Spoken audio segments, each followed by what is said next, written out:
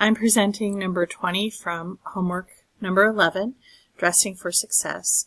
So we have 5 t-shirts, 10 shorts, and 3 pairs of underwear, and we're going to wear one of each and create different outfits with them to put together.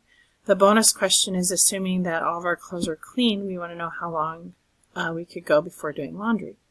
So the way we can figure out how many different combinations of these we can put together is by starting with just the t-shirts and the shorts.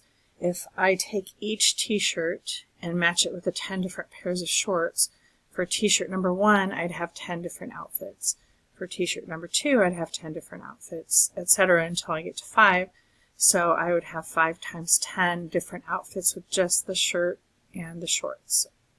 And then if I add the underwear into that mix, I would put, for those 50 outfits, I would have to match them up with each pair of underwear.